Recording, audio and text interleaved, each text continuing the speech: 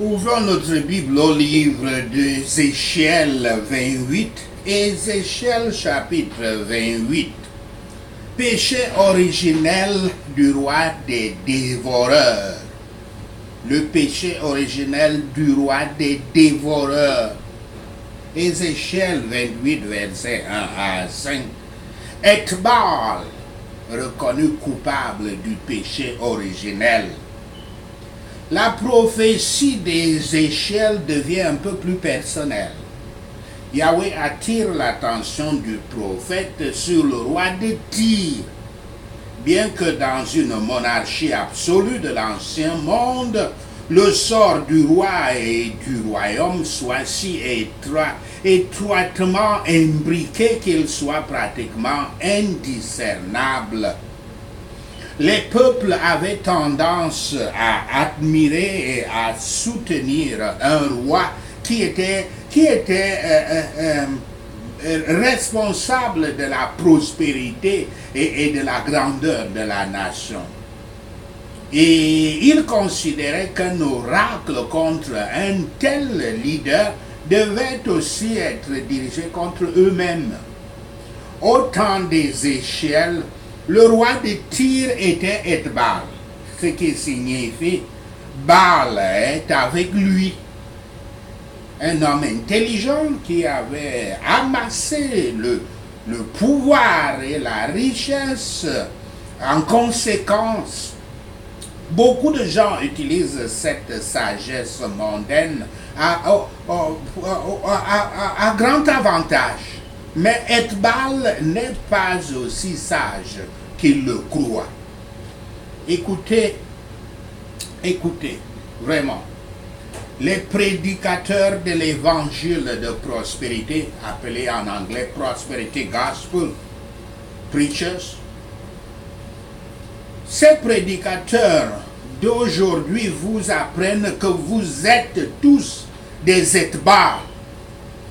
Ils vous enseignent, comme Yahweh le dit dans ce chapitre, que vous êtes des dieux, tout comme Adam et Ève croyaient et qu'ils étaient comme Dieu, qu'ils étaient eux-mêmes des dieux.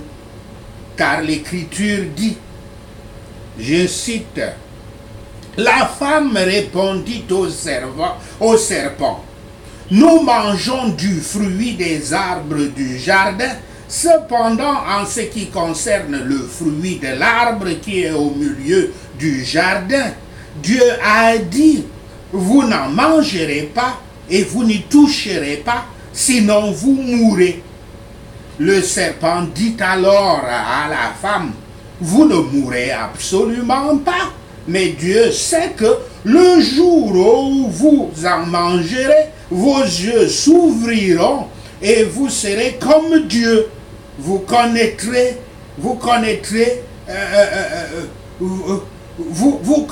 le bien et le mal. La femme vit que l'arbre était porteur de fruits bons à manger, agréables à regarder et précieux pour ouvrir l'intelligence. Elle prit de son fruit et en mangea. Elle en donna aussi à son mari qui était avec elle et il en mangea. Fin de citation. Citation de Genèse 3, versets 2 à 6. C'était cela le péché originel. Le péché de croire que vous êtes un Dieu. Le péché de l'idolâtrie du moi. Le péché originel. Ce péché originel se manifeste lorsque vous aimez vous-même au-dessus de tout. Lorsque vous vous considérez comme le centre du monde, lorsque vous vous exaltez au-dessus de tous, lorsque vous devenez un instrument de la domination des autres, lorsque votre vous devient un instrument de domination des autres, et beaucoup d'autres manifestations. Le péché originel est accompagné par l'orgueil, l'arrogance, la rébellion, la domination, l'oppression, la haine et beaucoup d'autres manifestations. Normalement, les États mésopotamiens et syriens croyaient qu'un roi était nommé par les dieux, pas vraiment un dieu lui-même. Ils ne considéraient pas le roi comme un dieu lui-même. Tout comme les monarques traditionnels en Afrique, on croit encore qu'ils sont nommés par les ancêtres, dont les démons portent souvent les masques. Peut-être Etbal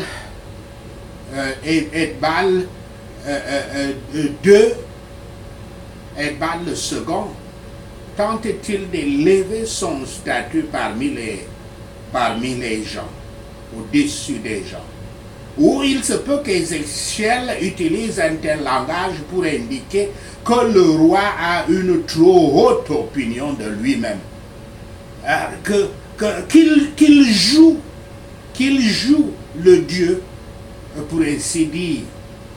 Cependant, dans les temps anciens et encore aujourd'hui, les humains ont toujours été vénérés comme des dieux. Beaucoup de pharaons égyptiens étaient vénérés comme des dieux. Les gens riches, les chefs d'entreprise, les chefs d'État, même les maris ou les femmes sont vénérés par beaucoup comme des dieux. Yahweh dit clairement dans ce chapitre qu'il est contre le péché de l'idolâtrie du moi et qu'il détruira tout être humain qui se considère comme un dieu, comme un petit dieu, comme disent les prêcheurs de l'évangile de prospérité. Élevé avec un orgueil excessif, Etbal réclama les honneurs divins. L'orgueil est particulièrement le péché de notre nature déchue. C'est pour ça que nous l'appelons le péché originel. C'est celui-là qui a provoqué la chute de notre ancêtre Adam et de nos ancêtres Adam et Ève. Aucune sagesse, à l'exception de celle donnée par Yahweh, ne peut non plus mener au bonheur dans ce monde ou dans celui qui est à venir.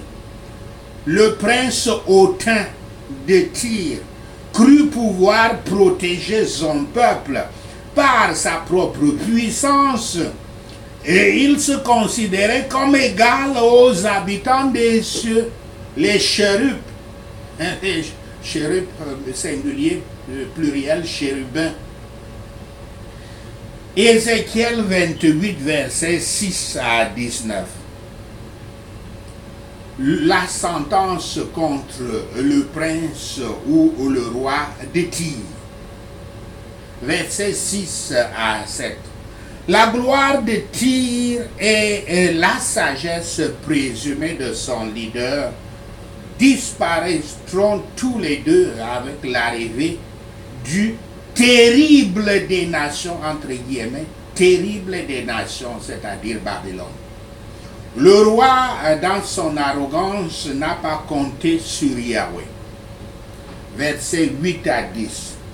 Les Phéniciens, comme les Israélites, pratiquaient aussi la circoncision, bien que pour des raisons différentes et à une autre époque de la vie. Que l'un de leurs dirigeants meure aux mains d'étrangers comme un incirconcis, ou aux mains des étrangers incirconcis était une indignité ultime.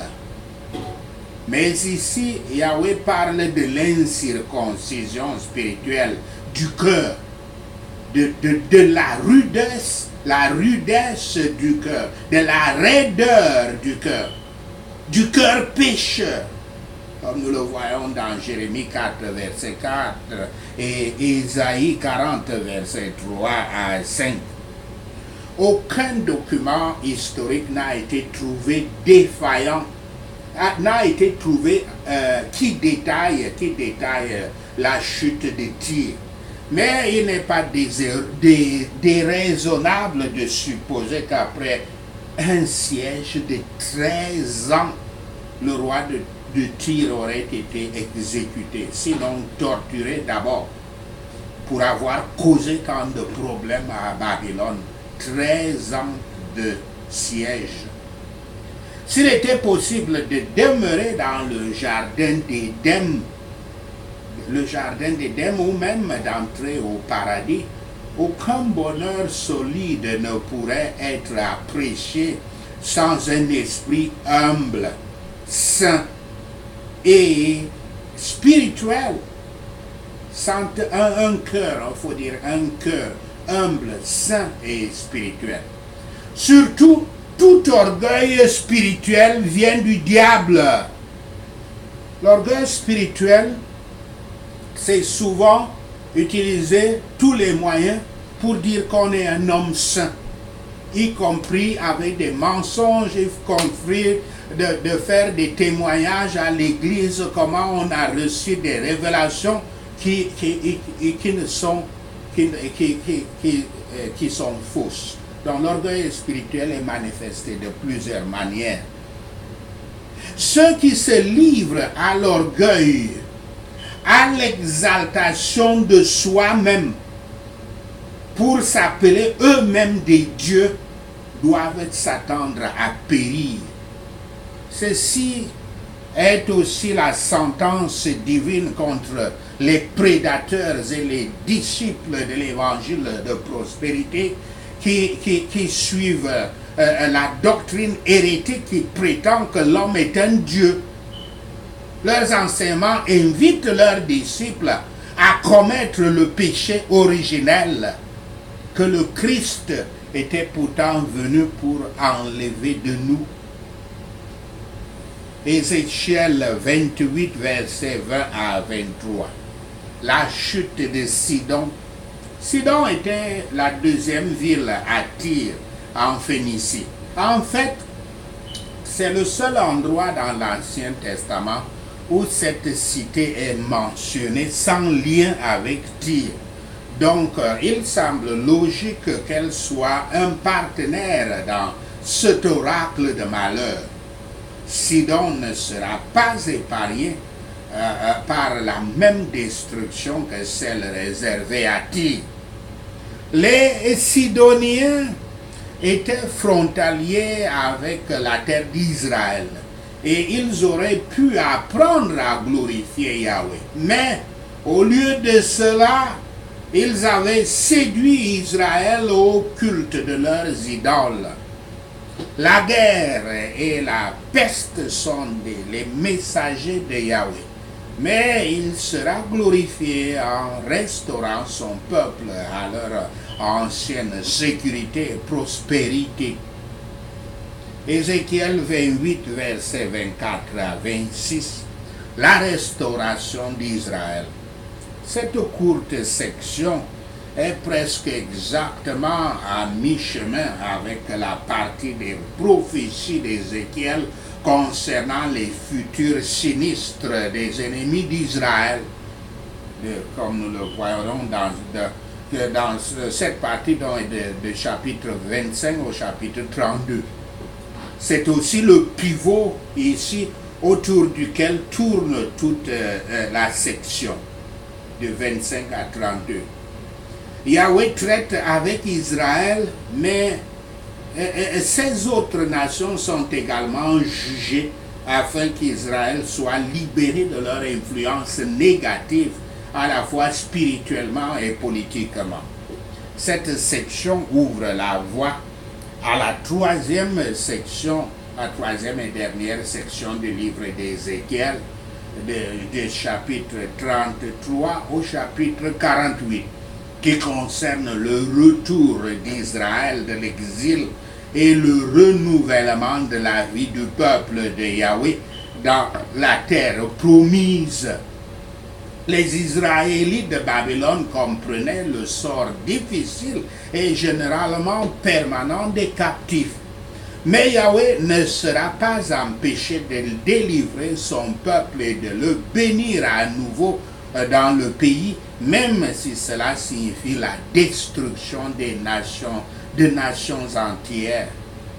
Yahweh les guérira de leurs péchés et les soulagera de leurs problèmes.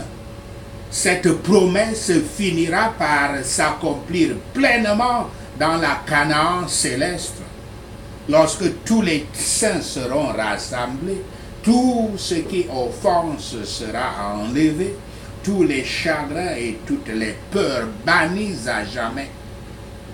Heureuse dans l'Église de Yahweh et tous ses membres vivants, bien que pauvres, affligés et méprisés, car l'Éternel manifestera sa vérité, son pouvoir et sa miséricorde dans le salut et le bonheur de son peuple racheté. Sachez ceci, et le Seigneur Yahweh vous bénira. Prenons ces points de prière, prions Ézéchiel verset 20, Ézéchiel chapitre 28. Prions contre Ethbal, contre les prédateurs et les disciples de l'évangile de prospérité, contre les orgueilleux dévoreurs et les bâtisseurs des empires de richesse des temps modernes. Je place mon visage contre toi, chef des dévoreurs, bâtisseurs des empires de richesse. Écoute la parole du souverain Yahweh au nom de Yahshua le Messie. Dans l'orgueil de ton cœur, tu dis, je suis un Dieu, je suis assis sur le trône d'un Dieu au cœur des mers. Au nom de Yahshua le Messie, nous prions. Mais tu es un simple mortel et non pas un Dieu, bien que tu penses que tu es aussi sage qu'un Dieu. Au nom de Yahshua le Messie, nous prions. Tu ne peux pas être plus sage que Daniel. Est-ce qu'aucun secret n'était caché? Au nom de Yahshua le Messie, nous prions. Tu ne peux pas, par ta sagesse et ta compréhension, tu as acquis de la richesse pour toi-même et amassé de l'or et de l'argent dans tes trésors. Au nom de Yahshua le Messie, nous prions. Par ta grande habileté dans le commerce, tu as augmenté ta richesse. Au nom de Yahshua le Messie, nous prions. Et à cause de ta richesse, ton cœur est devenu orgueilleux. Au nom de Yahshua le Messie, nous prions. Par conséquent, parce que tu penses que tu es sage, aussi sage qu'un Dieu, Yahweh amène des étrangers contre toi. Au nom de Yahshua le Messie, nous prions. Parce que tu penses que tu es aussi sage qu'un Dieu, Yahweh amène contre toi les plus impitoyables des nations. Au nom de Yahshua le Messie. Les nations les plus impitoyables tirent leurs épées contre ta beauté et ta sagesse, ô roi des dévoreurs, bâtisseur des empires de richesse. Au nom de Yahshua le Messie. Les étrangers impitoyables transpercent ta splendeur. Au nom de Yahshua le Messie, nous prions. Ils t'amèneront dans la fosse et tu mourras d'une mort violente au cœur des mers. Au nom de Yahshua le Messie, nous prions. Vas-tu alors dire, je suis un Dieu en présence de ceux qui te tuent? Au nom de Yahshua le Messie, nous prions. Tu ne seras qu'un mortel, pas un Dieu, entre les mains de ceux qui te tuent. Au nom de Yahshua le Messie, nous prions. Tu mourras de la mort des incirconcis aux mains des étrangers. Au nom de Yahshua le Messie, nous prions. Je fais une complète sur toi, roi des dévoreurs, bâtisseur des empires de richesse. Voici ce que dit le Seigneur, au nom de Yahshua le Messie. Tu étais le sceau de la perfection, plein de sagesse et parfait en beauté. Au nom de Yahshua le Messie, nous prions. Tu étais en Éden, le jardin de Dieu. Chaque pierre précieuse t'a orné. cornaline, chrysolite et émeraude, topaz, onyx et jaspe, lapis lazuli, turquoise et béryl. Au nom de Yahshua le Messie, nous prions. Tes décors et tes montures étaient en or. Le jour où tu as été créé, ils ont été préparés au nom de Yahshua le Messie. Tu as été oint comme un chérub gardien, car ainsi Yahweh t'a ordonné au nom de Yahshua le Messie. Tu étais sur la sainte montagne de Dieu. Tu marchais parmi les pierres ardentes au nom de Yahshua le Messie. Tu as été irréprochable dans tes voies depuis le jour où tu fus créé jusqu'à ce que la méchanceté soit trouvée en toi, au nom de Yahshua le Messie. Par ton commerce répandu, tu as été rempli de violence et tu as péché, au nom de Yahshua le Messie. Alors Yahweh t'a chassé de la montagne de Dieu et t'a expulsé, chérub gardien, du milieu des pierres ardentes, au nom de Yahshua le Messie, nous prions. Ton cœur est devenu orgueilleux à cause de ta beauté et tu as corrompu ta sagesse à cause de ta splendeur, au nom de Yahshua le Messie. Alors Yahweh t'a jeté par terre, il a fait un spectacle de toi devant les rois, au nom de Yahshua le Messie. Par tes nombreux péchés et ton commerce malhonnête, tu as profané tes sanctuaires, au nom de Yahshua le Messie. Alors Yahweh a fait sortir de toi un feu. Il t'a consumé et il t'a réduit en cendres sur la terre à la vue de tous ceux qui veillent, au nom de Yahshua le Messie. Toutes les nations qui te connaissaient sont consternées contre toi. Tu es arrivé à une fin horrible et ne sera plus, au nom de Yahshua le Messie. Toi, cette ville, empire du roi des dévoreurs, je tourne ma face contre toi, au nom de Yahshua le Messie. Je prophétise contre toi, ville des dévoreurs. Écoute la parole du souverain Yahweh, au nom de Yahshua le Messie. Le Père Yahweh est contre vous, empire de la richesse, et parmi vous il manifestera sa gloire, au nom de Yahshua le Messie. Vous saurez que le Yahweh est l'Éternel lorsqu'il vous inflige une punition et qu'en vous il est trouvé qu'il est saint, au nom de Yahshua le Messie. Yahweh Shaphat envoie une peste sur vous et fait couler le sang dans vos rues, au nom de Yahshua le Messie.